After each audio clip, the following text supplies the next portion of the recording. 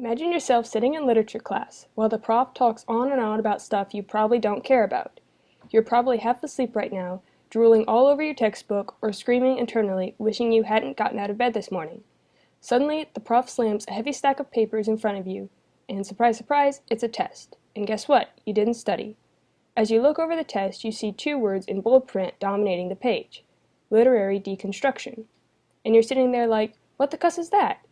Panic runs through you until you remember that you do, in fact, remember the professor talking about this deconstruction gibberish. He said something like, literary deconstruction is a post-structuralist approach to literary criticism involving the close reading of text in order to demonstrate that any given text has irreconcilably contradictory meanings, rather than being a unified logical whole. By now you probably want to bash your head against the table till your brains fall out, but trust me, that's not worth it. Besides, I'll help you through this.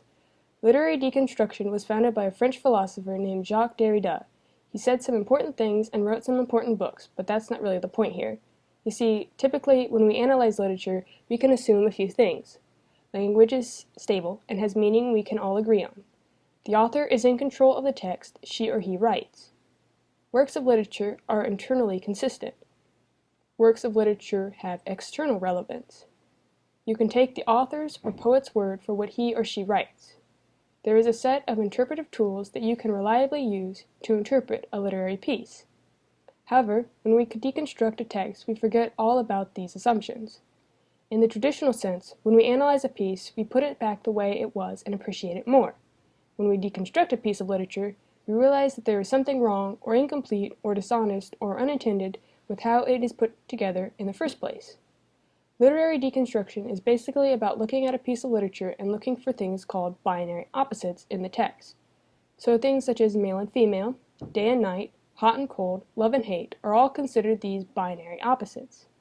Some of these opposites are considered to be better or privileged than the others. This is something that deconstructionists argue against.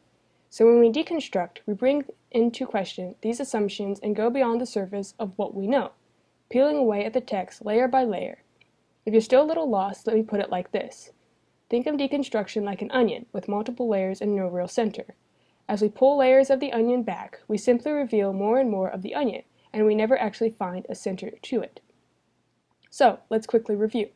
Deconstruction dismisses the assumptions of literary analysis we already claim. Finding binary opposites in the text is a core component of deconstructing. Some binary opposites are privileged, and this should be questioned. Deconstruction is not intended to find the one true meaning of a text, because with deconstruction there is no true meaning. So now that you know the basics of literary deconstruction, you should feel pretty confident with this text.